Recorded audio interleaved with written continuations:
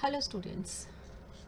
So in today's session we are going to discuss about the generally accepted principles in accounting. कुछ हमारे accounting concepts and conventions होते हैं, accounting principles होते हैं जो हमारी अकाउंटिंग ट्रेडिशंस पर बेस्ड हैं. Fine. So we are going to discuss all these principles today. Actually, why these principles are important? These principles are important to maintain uniformity, consistency. जो भी हम अकाउंटिंग रिकॉर्ड्स बना रहे हैं उनमें एक यूनिफॉर्मिटी रहे, कंसिस्टेंसी रहे, सो दैट हमारे लिए कंपेरेबिलिटी ईजी हो जाए. जब भी हम कंपैरिजन करें between 2 years of our firm or for the same financial year with any other firm, between 2 departments of our firm, so it will be easy for us. In accounting concepts को हम principles, concepts, assumptions, postulates or conventions, whatever the name called, but combinedly they are the generally accepted accounting principles. Fine. So our different accounting principles are business entity, money measurement concept, going concern, accounting period, cost, dual aspect or we can say duality concept. Accounting equation हमारा एक chapter होगा, वो इसी equation पर based होगा. Accounting equation. Revenue recognition which is also called realisation concept. Then matching concept, principle of full disclosure, the principle of consistency, the principle of conservatism and materiality and objectivity. Fine. Now in today's session we are going to discuss about the business entity concept, the money measurement, going concern, accounting period, cost and dual aspect. We are going to discuss about these 3 concepts. In rest 7 concepts we will discuss in another session. Okay. So the first one is business entity. Entity word का मतलब क्या होता है? Entity word का मतलब है कोई भी एक ऐसी ऑर्गेनाइजेशन, कोई भी एक ऐसी फर्म जो एक इंडिविजुअली कोई काम कर रहे हैं, कोई बिजनेस कर रहे हैं. जैसे कि हम लोग इधर देख सकते हैं कि क्लब्स, कोई भी कॉरपोरेशन ऑफिस, कोई भी limited liability company, farmers cooperative, sole proprietors, partnership, ये सब हमारी बिजनेस एंटिटी हैं because they are doing work for their own firm. But any person who is running these entities are separate. हम ये मान के चलते हैं कि ये and business entity, these two are two different entities, distinct and separate entity. So all the business entities are separate entity as through their owners. उनके owners को हम कभी मिक्स करके नहीं चलते, हमें मान के चलते हैं वो 2 अलग अलग आइडेंटिटीज़ हैं. और this is the main reason कि the capital which is contributed by the proprietor is treated as a liability. It is treated as a long term liability और we can say it is treated as a fixed liability. Fine. Because अगर हम इसको liability नहीं मानेंगे तो हम इस पर इंटरेस्ट भी नहीं करेंगे. हमें मान के चलते हैं कि अगर इस बिज़नेस में प्रोप्राइटर ने पैसे नहीं लगाए होते तो वो किसी न किसी से लोन लेता और वो उस पर इंटरेस्ट देता. Fine. So all the transactions are recorded from the point of view of business entity, इसके accordingly, not from the proprietor.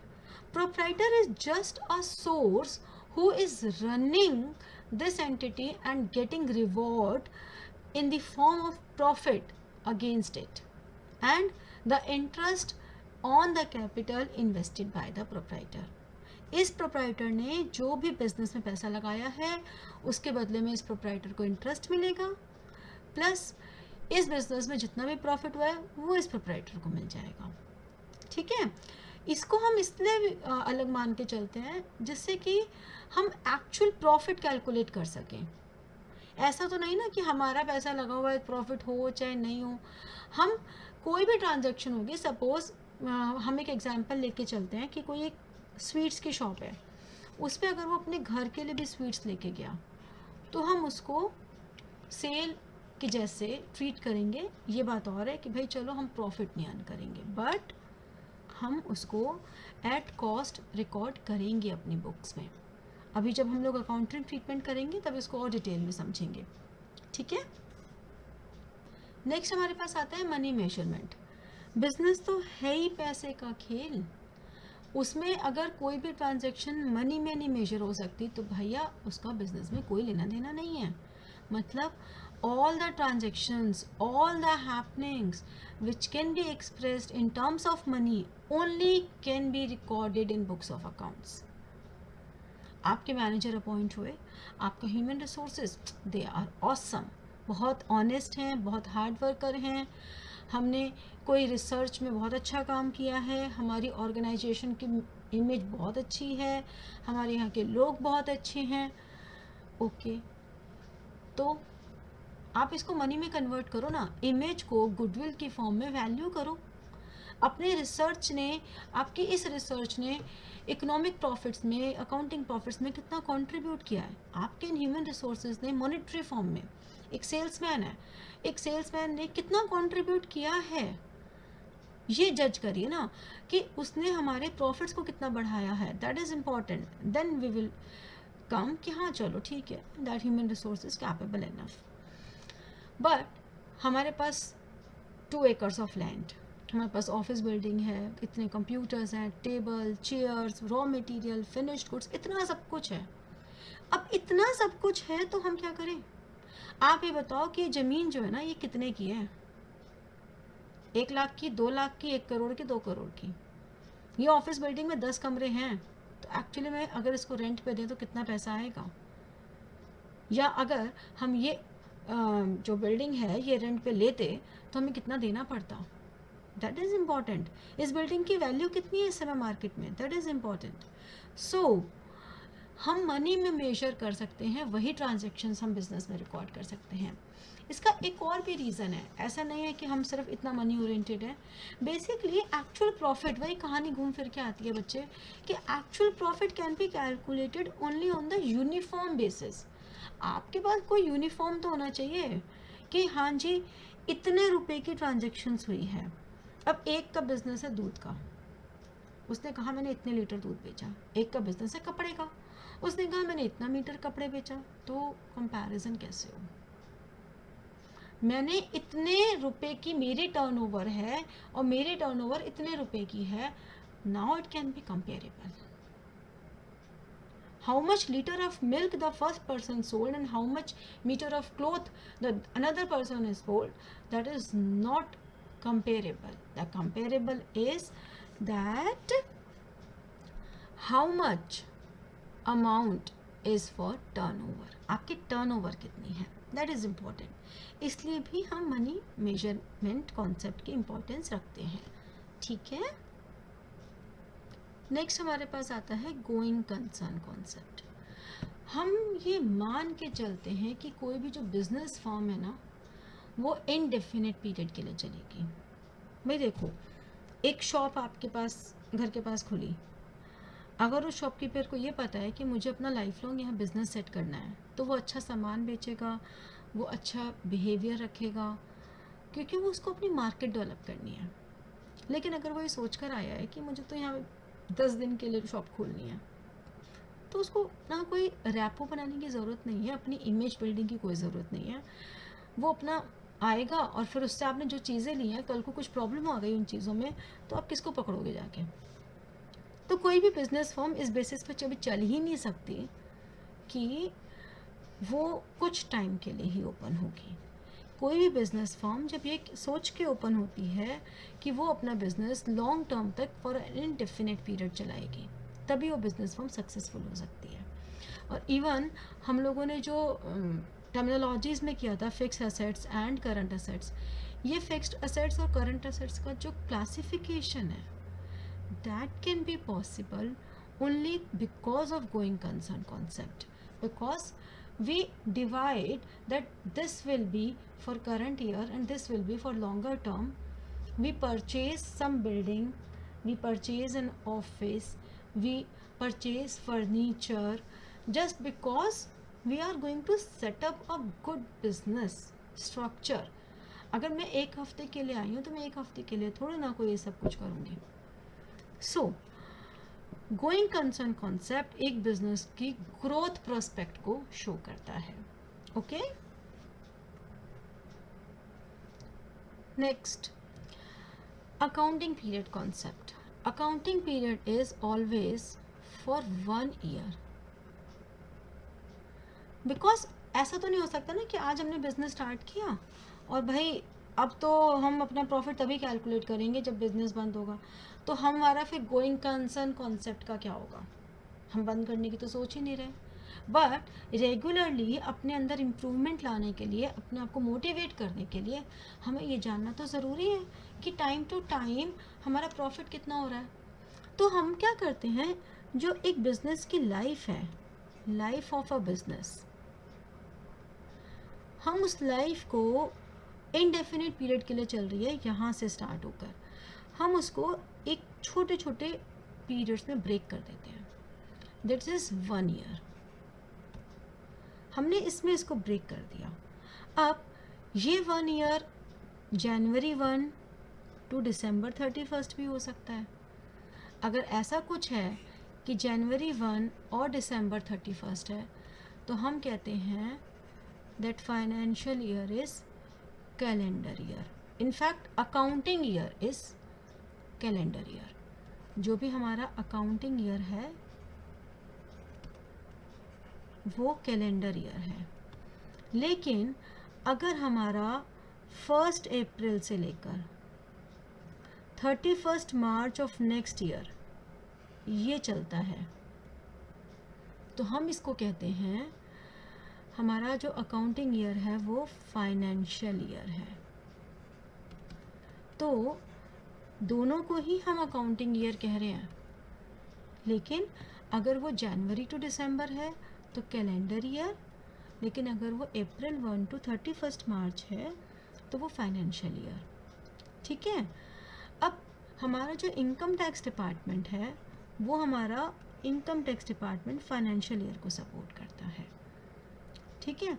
तो जनरली जितनी भी बिजनेस फर्म्स हैं वो इसी को मान के चलते हैं।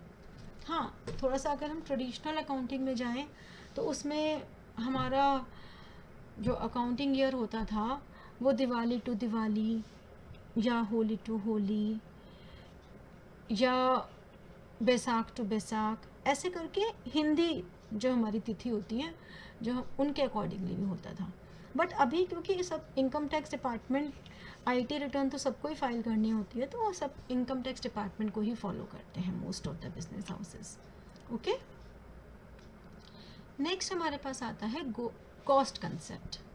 कॉस्ट कॉन्सेप्ट क्या कहता है कि हमें जो भी एक्विजिशन कॉस्ट है, कोई भी जो असेट है उनको हमें उसके परचेज प्राइस पे, कॉस्ट ऑफ एक्विजिशन पे, यानी कि परचेज प्राइस का मतलब क्या हुआ, कॉस्ट ऑफ एक्विजिशन प्लस उसकी जो भी ट्रांसपोर्टेशन या इंस्टॉलेशन और उस असेट को रेडी करने में कुछ भी और आइटम लगी है वो सब ऐड करके हमारा परचेज प्राइस आता है। जैसे कि मान लो हमने एक एसी परचेज़ किया, वो एसी आया 40,000 का, उसकी ट्रांसपोर्टेशन लगी 1,000 रुपये की।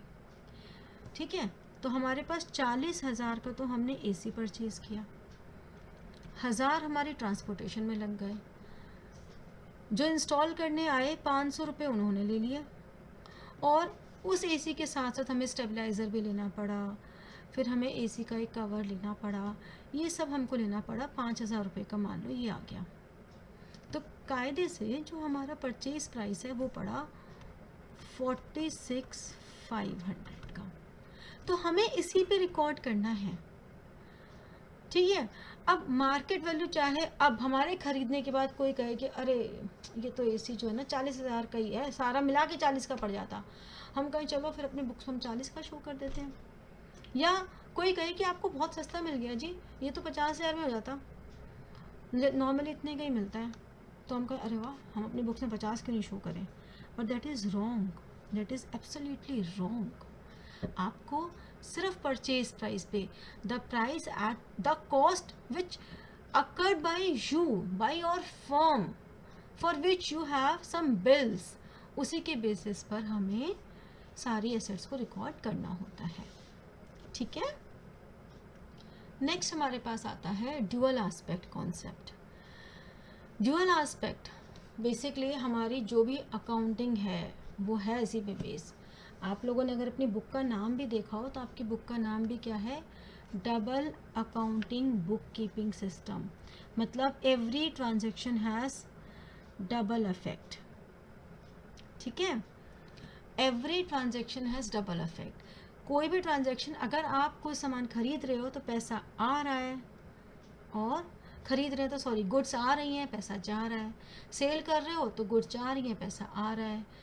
असेट्स परचेज करेंगे तो असेट्स आएंगी, पैसा जाएगा। Means any transaction is double effect. हमारी ये अकाउंटिंग इक्वेशन के नाम से फेमस है, capital plus liabilities is equal to assets. कोई भी ट्रांजेक्शन होगी वो डबल इफेक्ट डालेगी ही डालेगी, चाहे वो एक ही साइड को प्लस माइनस करेगी या वो दोनों साइड को प्लस या दोनों साइड को माइनस करेगी। ठीक है, तो हम ये कहते हैं कि every transaction has double effect. कोई ऐसी ट्रांजेक्शन होती ही नहीं है जिसका सिंगल इफेक्ट हो। Got it. ये चीज़ें आपको जैसे जैसे हम लोग प्रैक्टिकल्स करेंगे और क्लियर होती जाएंगी, जर्नल के उसमें आ जाएंगी, आपको क्लियर हो जाएंगी। मैंने जर्नल की आपके साथ एक वीडियो शेयर भी की थी, आप लोग उसको भी देख सकते हैं, डिस्क्रिप्शन बॉक्स में उसका लिंक भी मैंने दिया है। उससे आपको ड्यूअल एस्पेक्ट कॉन्सेप्ट और अच्छे से समझ में आ जाएगा, क्योंकि वो प्रैक्टिकल अप्रोच लेके चल रहा है कि हर ट्रांजैक्शन के दो इफेक्ट कैसे हो सकते हैं। ठीक है, सो आज के सेशन में हम लोग इतना ही डिस्कस करेंगे, आगे के प्रिंसिपल्स हम नेक्स्ट सेशन में डिस्कस करेंगे। आई होप आप लोगों को ये सब अच्छे से समझ में आ गया होगा।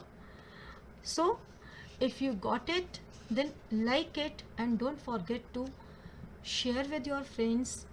अगर अभी तक सब्सक्राइब नहीं किया तो आप इसको सब्सक्राइब भी ज़रूर करिए, सो दैट आपको फर्दर वीडियोस मिलती रहें। फाइन, आपको कोई भी क्वेरी आती है, कोई भी डाउट आता है, आप लोग बहुत फ्री होकर मुझे मेल कर सकते हैं at my email ID rajshreetutorials@gmail.com, या फिर आप कमेंट बॉक्स में भी अपनी क्वेरी डाल सकते हैं। So thank you so much and good luck to all of you.